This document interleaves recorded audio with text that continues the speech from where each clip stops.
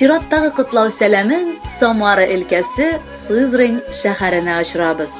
Үзенең матур туган көнен якташыбыз Әлфия апа Абейдуллина каршылый.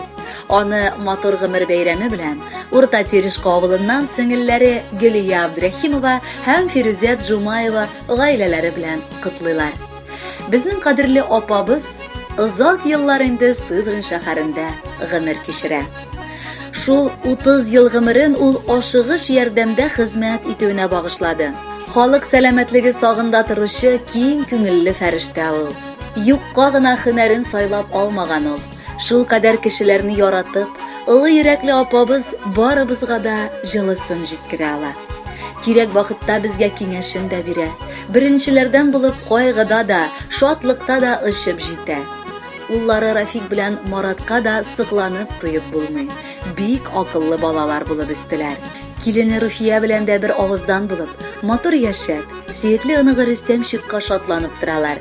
Киләчәктә дә яраткан тормыш иптәше Равил абый белән озын-озак имин тормышта тигез гомер кичерергә язсын аларга. Син бәхетле булырга лаек кеше. Туган көнеңдә иң зур теләгебез бәхеткә, саулыкка төренеп яшә. Гаиләңдә бәрәкәт, муллык тантана итсен. Йөрәгең тыныч, күңелең шатлыкка күмелсен. Яраткан апам, сөеклем, җитте синең бәйрәмнәр. Шушы көндә бүләк итәбез олы теләк бәйләмнәр. Беренчедән рәхмәт сезгә, гел яныбызда булганга.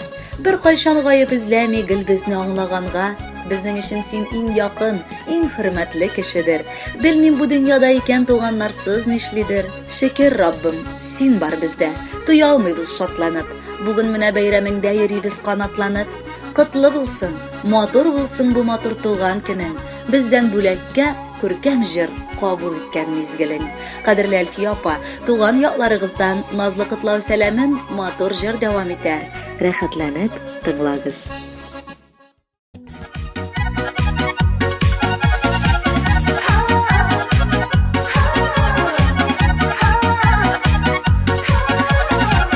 Кояшка тең булсын синең гомер, чын күңелдән телим ак теләк.